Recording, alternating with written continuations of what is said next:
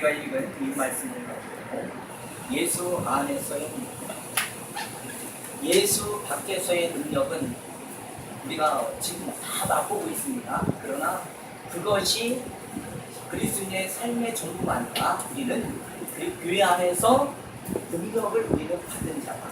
이런 의미의 내용을 오늘 공부할 때 주의 은혜가 가득하기를 기대합니다. 바울이 빌립보 교회 성도들에 대한 감사를 고백하고 있습니다. 그래서 이 빌립보서는 기쁨의 서신이다 이렇게도 말하고 있습니다. 그러나 그 환경은 너무너무 열악하지. 사도 바울은 너무 기뻐하고 있습니다. 그 기뻐하는 이유가 뭐냐? 바울과 빌립보 교회 성도들이 복음 안에서 하나로 묶여져 있다는 거죠. 그러면서 저와 여러분도 그 묶임과의 은혜 속에서 복음으로 이때 한마음 한뜻이 되어 이 기쁨을 우리가 누리고 있지 않습니다. 복음의 가장 중요한 내용이 뭐냐? 바로 은혜로 묶어졌다는 거예요.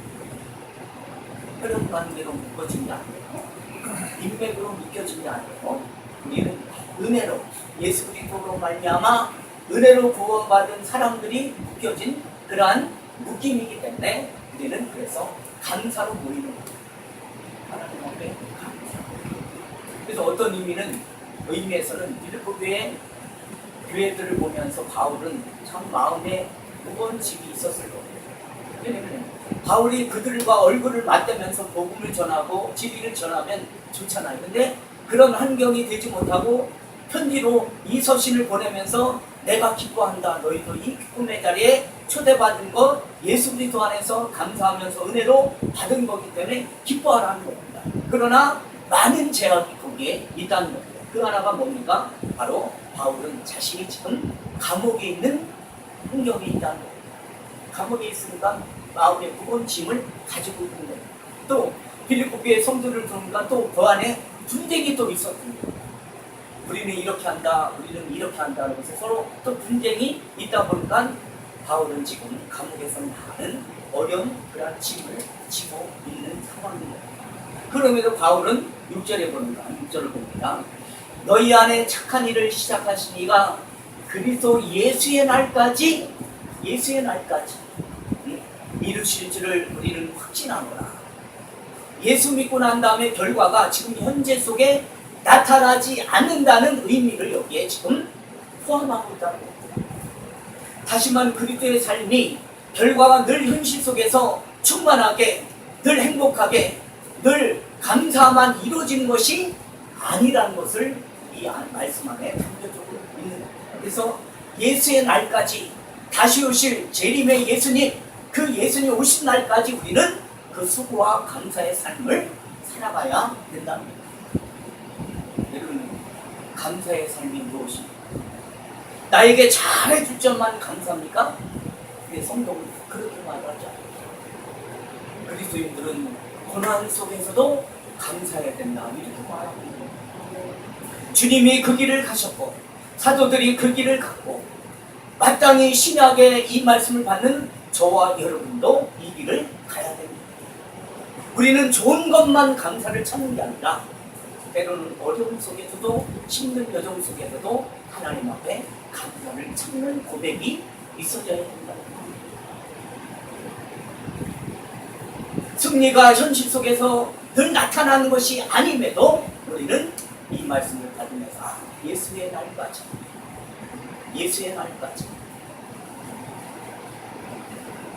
우리가 그 감사를 끊이지 않는다.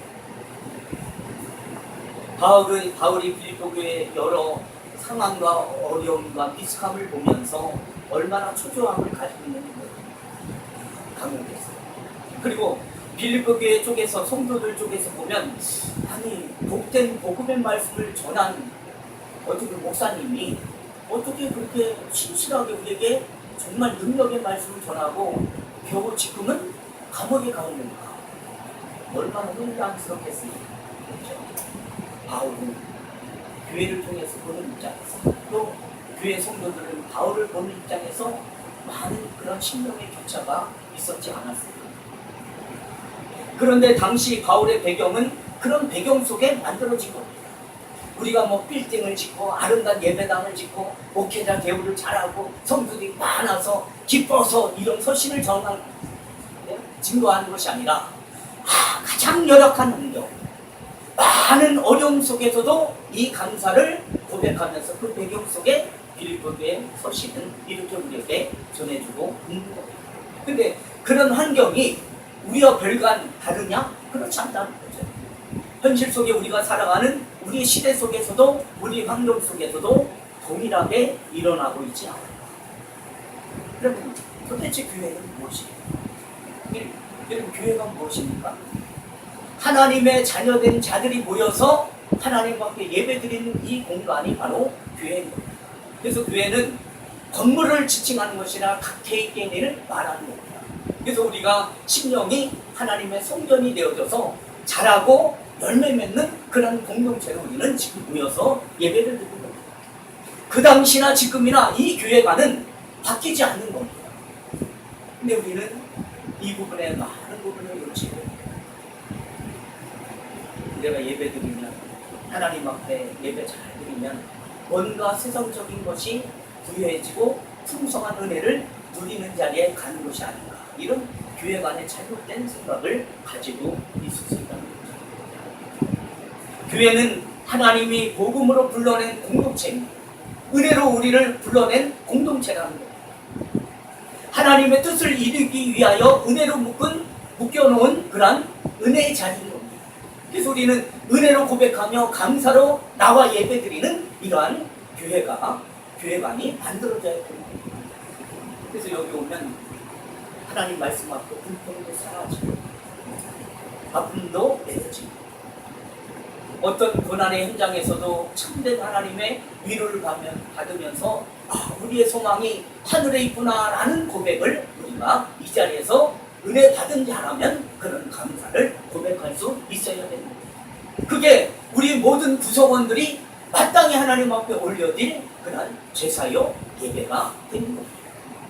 그런데 우리는 이 은혜에 있다는 것을 놓치게 되면 우리의 심령이 아주 강팍해지잖아요. 그리고 신앙생활하다 불안한 일이 일어난답니다. 뭔가 마음에 들지 않으면은 내가 어떻게 하나님 앞에 은혜로 부름받았는가를 놓쳐버리고 어떤 구원을 얻었는지도 놓쳐버리고 안 되는 것, 불평하는 것, 불만하는 걸로 온통 내 마음이 바뀌어지지 않습니다.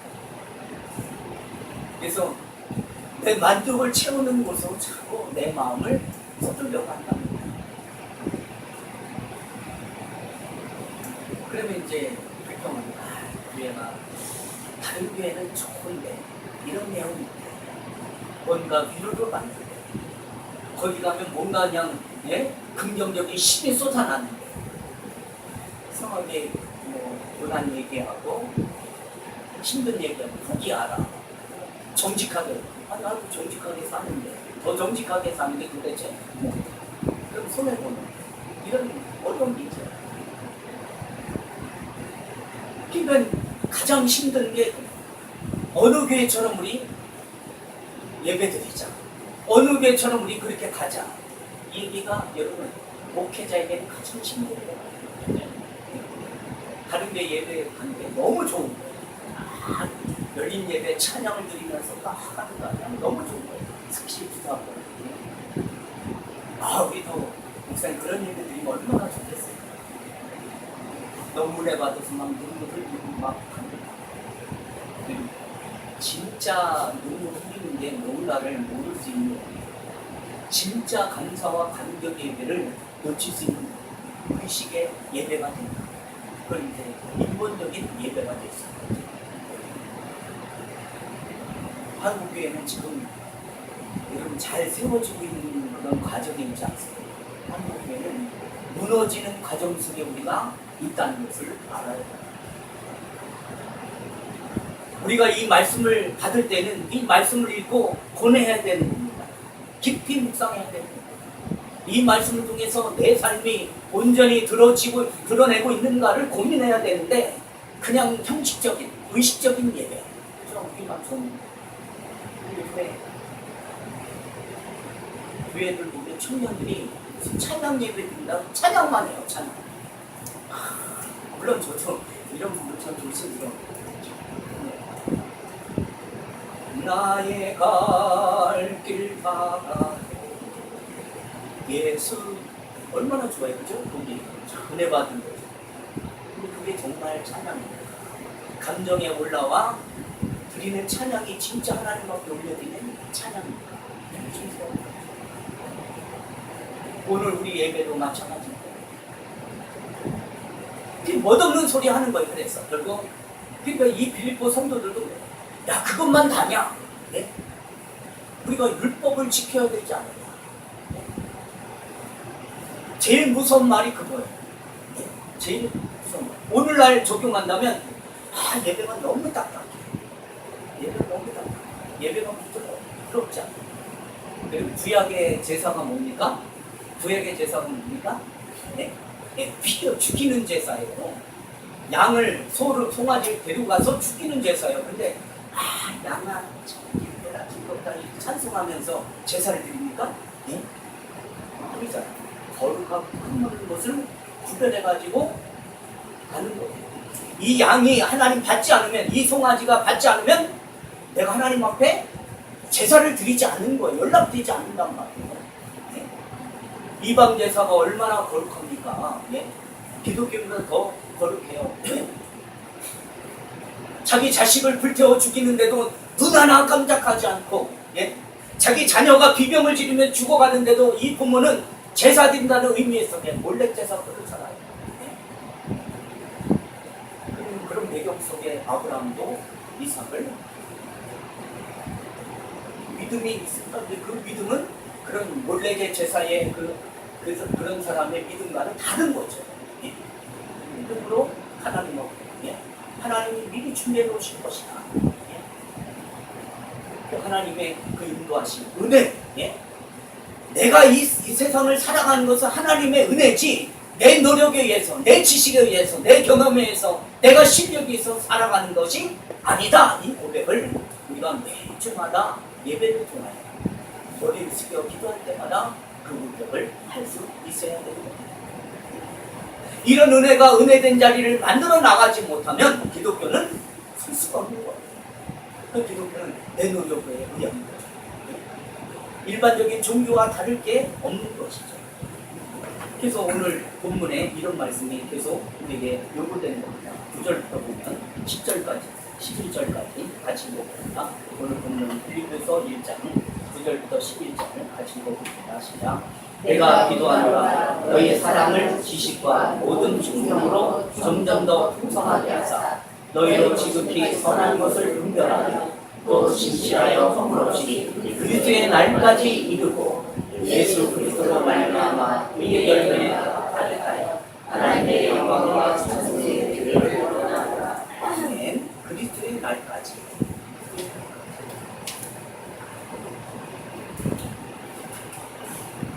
너희의 사랑을 지식과 모든 충명으로 풍성하게 하여 분별하라는 거죠.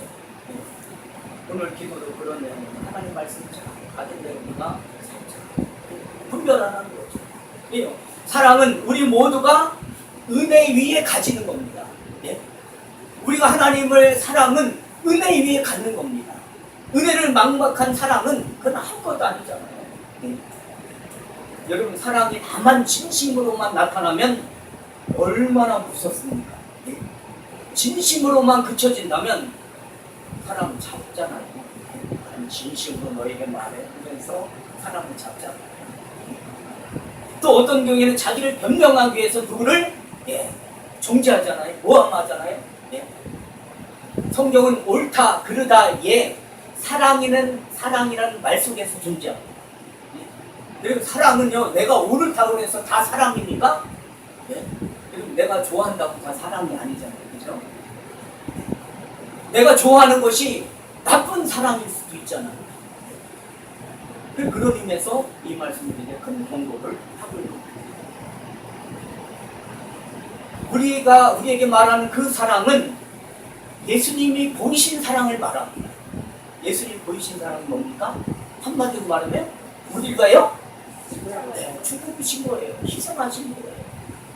그걸 보신 거예요. 그러면은 우리가 더 낫다, 더 똑똑하다, 더 많이 가졌다, 더 내가 너보다 낫다, 이런 승리의 삶이 요구되는 것이 아니라 내가 많이 가졌어도, 많은 지혜를 얻었어도, 똑똑함을 가지고 있어도 항상 지는 자리에 가야 된다.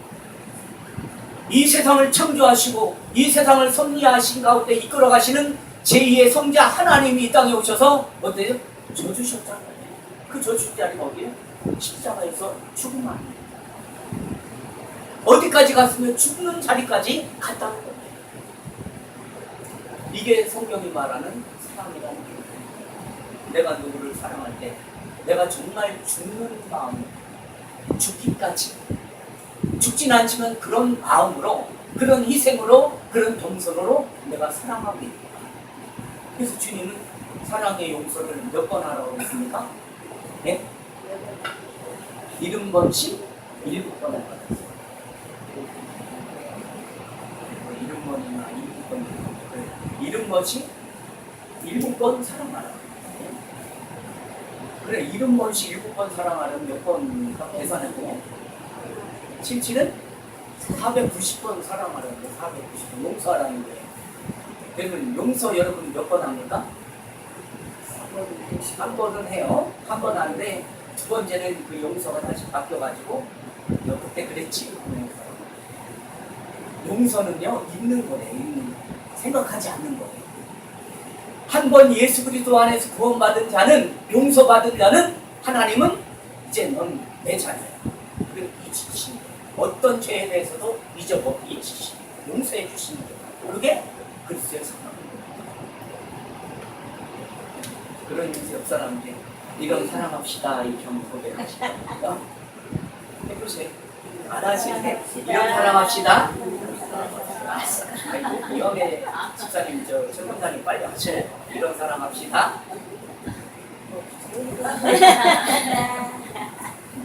내가 더 낫다 그러면 지어주는 겁니다. 내가 너보다 낫다 그러면 져주는 겁니다. 그게 그리스도의 사랑이라 말하는 겁니다.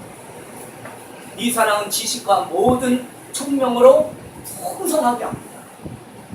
이게 좀 풍성. 하나님 말씀 내 안에 풍성해서 지식으로 나오고, 예, 섬김으로 나오고, 희생으로 나오고, 사랑으로 나오는 그런 풍성한 은혜가 우리 안에 있어져야 되는 겁니다. 사랑을 어떻게 하는지 알아야 한다는 말씀이라는 거죠. 사랑을 어떻게 하는지. 지식의 풍성함을 가지고, 은혜의 풍성함을 가지고, 감사의 풍성함을 가지고 그 사랑을 해야 된다. 그럴 때 선한 것도 분별합니다. 의로운 것도 분별합니다. 거룩도 분별할 수 있는 겁니다. 근데 사랑이 다만 명분으로 끝나면 안 된다는 거예요. 그 힘이 없어진 힘을 잃게 되는 겁니다. 자, 빌립보서 2장으로 넘어갑니다. 2장 1절부터 4절을 같이 읽어봅니다. 빌립보서 2장 1절부터 4절 시작. 그러므로 그리스도 안에 무슨 공명이나 사랑의 무슨 의로나 성령의 무슨 교제나 공명이나 자기가 있거든 마음을 같이하여 같은 사랑을 가지고 뜻을 합하여 한 마음을 이루어 아무 일에는 일 같음이나 흠을 보지 말고 오직 겸손한 마음으로 각각 자기보다 남을 낮게 여기고 각각 자기를 돌봄도록 또한 각각 다른 사람들의 일을 돌보아 나의 기쁨을 충만하게 하라. 쉽게 말하면 착한 일 할 때, 옳은 일 할 때 어떻게 하라? 조심하라는 거예요. 조심하라. 우리 옳은 일 할 때 얼마나, 예? 무리할 수 있는 거예요. 그렇죠? 착한 일 할 때 얼마나 무리한 일이 일어날 수 있는지. 자, 그럼 이제 5절부터 8절을 또 읽어보면, 자, 같이 읽어봅시다. 너희 안에 이 마음을 품으라. 곧 그리스도 예수의 마음이 그는 근본 하나님의 본체시나 하나님과 동등됨을 취할 것으로 여기지 아니하시고 오히려 자기를 비워 종의 형체를 가지사 사람들과 같이 되셨고 사람의 모양으로 나타나사 자기를 낮추시고 죽기까지 복종하셨으니 곧 십자가의 죽으심이라. 아멘. 이런 말씀들은요, 감정의 북도와 그냥 읽으면서 눈물을 흘리고 그런 말씀이 아니에요. 냉철한 지혜를 우리에게 요구하면서 우리가 지금 어떤 마음을 닮아가고 있는가? 예수의 마음을 닮아가지 않는다면, 예, 이 안에서 어떤 인간도 우리가 닮아갈 필요는 없습니다. 옆집 아저씨, 야, 너무 거룩하게 살아. 저 사람을 닮아가요. 기준이 아닙니다. 우리의 기준은 예수 그리스도. 그분을 닮아. 왜? 그분은 이 세상을 창조하신 분이신데, 우리를 만드신 분인데, 만드신 분이 우리를 위하여 죽으셨다는 거예요. 그걸 우리가 배워야 된다. 그러니까 우리 마땅히 매일같이 죽어야 되는 거죠. 그래서 사도 바울은 이 은혜를 알고 나는 날마다 죽노라, 이런 고백을 하고 있는 거예요. 내 사랑이 얼마나 지극한지 보라. 내 사랑이 얼마나 너보다 낫는지 봐라. 이렇게 말한다면 그 결과가 바로 뭘로 나타나니까 상대를 존재하는 자리에 나타나거든요. 나는 의인이고 너는 죄인. 나는 예수고 너는 사탄이야. 이렇게 존재를 해버린단 말이에요. 그래서 우리는 어디까지 참아야 하는가? 알 수 없어요. 알 수 없는 자리까지 우리를 부르시는 거예요. 내가 이 정도 참으면 됩니까? 근데 하나님이 아니라는 거예요. 그리고 지금 우리 예배당을 이렇게 은혜롭게 사는 과정 속에 그 부름의 자리가 어딘지 몰랐잖아요. 저도 몰랐고 기도를 해서 가는 거예요. 그 부름의 자리가 이제 뭐 샀다고 또 끝납니까? 그렇지 않잖아요. 사고 난 이후에 또 우리는 또 다른 열심과 또 헌신으로 우리의 섬김과 우리의 사랑으로 또 감당할 자리가 있는 거예요. 사고 끝났습니까? 끝나지 않잖아요. 또 거기 가서 가장 중요한 복음의 진리를 잘 드러내는 그런 교회 역할을 한다는 그 부름을 우리는 그걸로 끝납니까? 그렇지 않죠. 천국 가는 그날까지 그 부름은 모르는 거예요. 예? 또 인생에서 어떤 어려움과 고난이 있을지 어떤 행복과 즐거움이 있을지 모르는 겁니다. 그래서 그 부름에 합당하게 우리는 가는 겁니다. 왜요? 우리의 복음의 증인이 되는 자리에 요구받고 있는 겁니다. 여러분 잘 될 때만 복음의 증인이 아니라 고난 속에서도 우리의 복음의 증인의 역할이 감당되어져야 된다는 거예요. 그 사람은 우리와 삶이 달라요. 우리가 살아가는 그런 어떤 기준이 달라요. 그런데도 저렇게 행복하고 즐겁게 사는 비결이 뭡니까? 그들이 의문을 던져줘야죠. 예? 이 띠로 들어오고 가슴에 띠 두르면서 증거하는 것이 아니라 삶으로 증거해야 됩니다. 왜요? 우리는 그런 부름을 받았기 때문입니다. 그러므로 복음이 예수 믿는다는 것이 무엇입니까?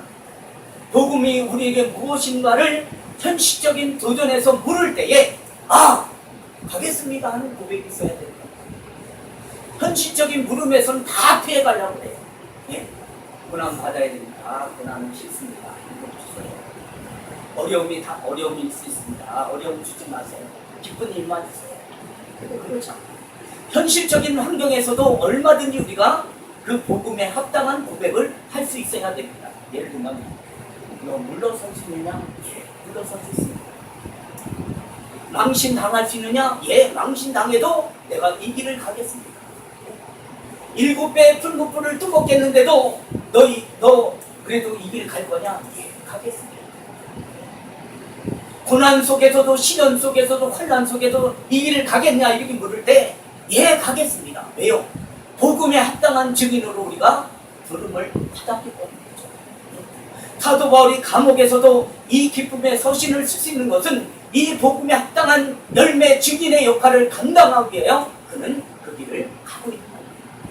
그래서 기쁜 거죠. 그리고 이 서신을 받은 빌립보 성도들도 기쁜 거죠. 그래서 감사로 그들이 나아가는 겁니다. 억울할 수 있죠.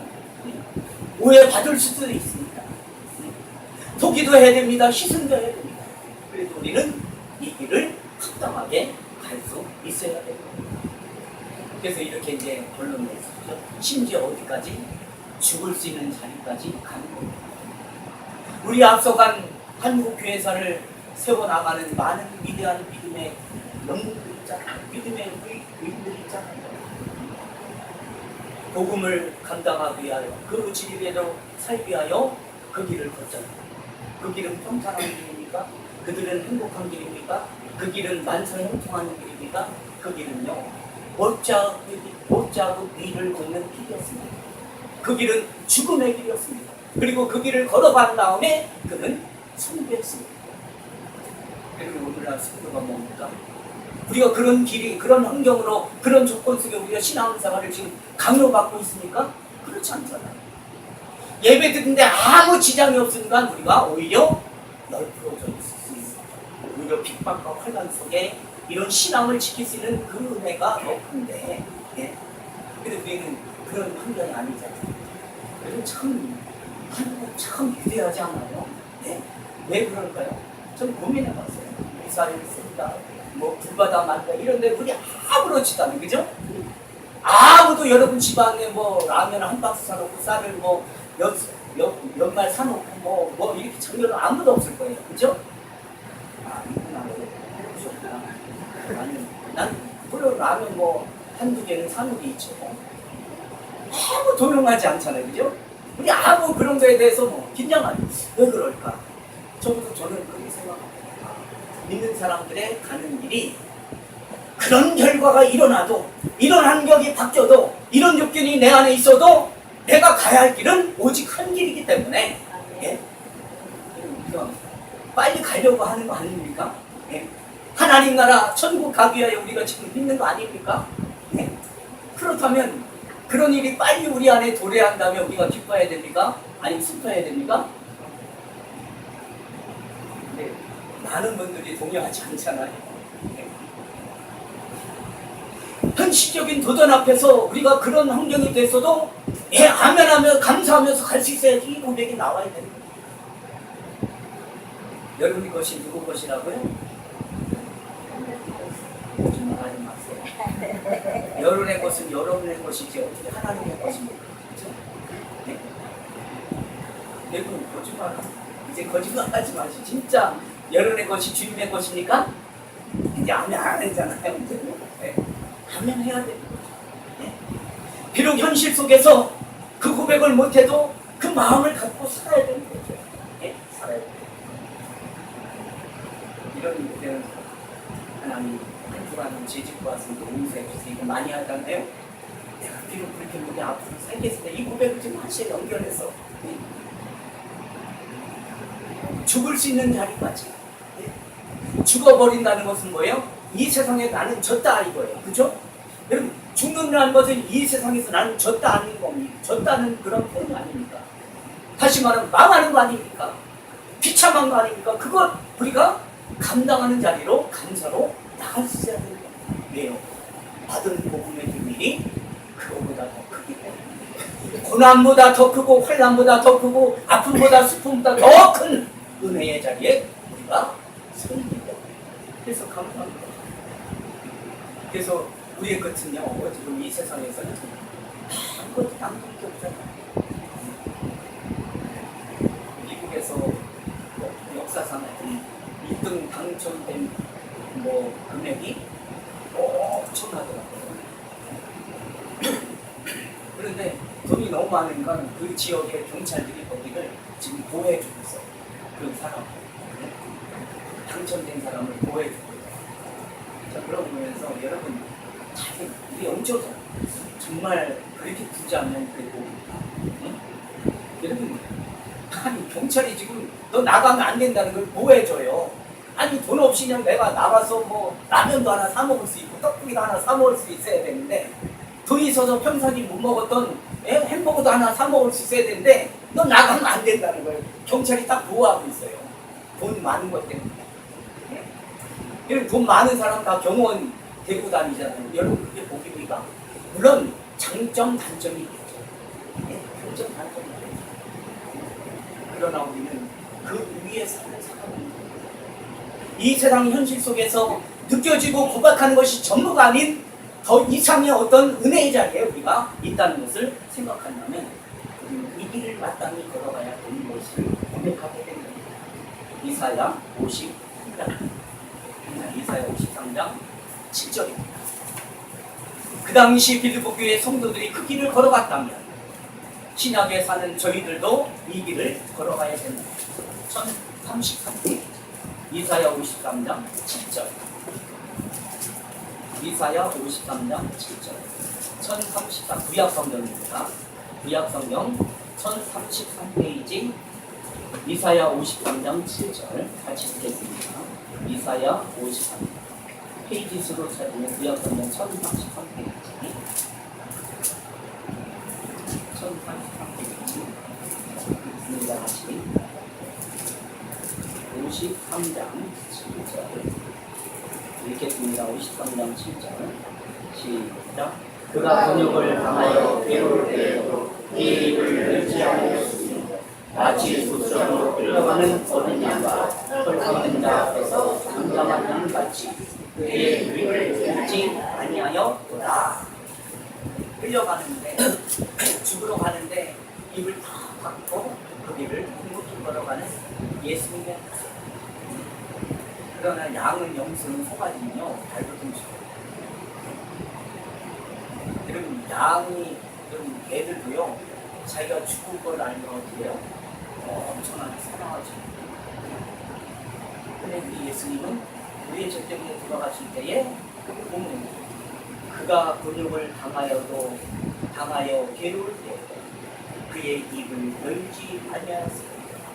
왜냐면 자기가 하나님 앞에 거룩한 제물이 되어야 되기 때문에 입을 열면 안 돼요. 네, 흠이 되기 때문에. 네. 구약의 제사로 말하면 비유하면 그런 거.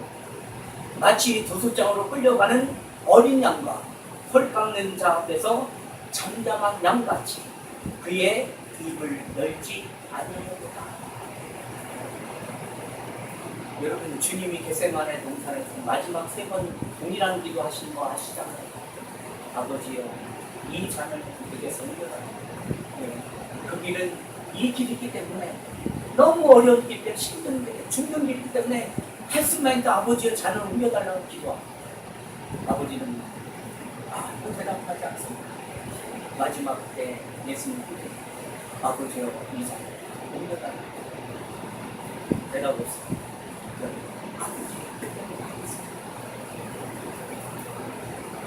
이것이 바로 신앙이에요. 이것이 바로 신앙이에요. 내가 좀 더 부유하게 살려고 목적을 가지고 계획을 가지고 하나님을 등한시한다. 이거는 참 그렇죠. 내가 노후를 편하게 살려고 이렇게 했는데 이게 한순간에 없어진다. 예, 한순간 없어져도 감사하게 가르칠 수 있어야 되는 거죠. 내 눈에 보여지는 현실 속에서 어려운 사람을 만나고 힘든 사람을 만나고 넉넉한 그 주님의 사랑을 받은 은혜를 내가 가진다면 나는 그 길을 가야 되는 거죠. 우리는 교회 이렇게 말하면 다 그냥 그냥 교회가 세워지면 막 전도돼서 청년식만 모여 그런 식의 아니에요. 한국 교회가 부흥될 때 그런 은혜가 있었지만 그렇지 않아요. 그런 은혜로 계속 가면 교회는 여러분 죄송하지만 망하는 거예요.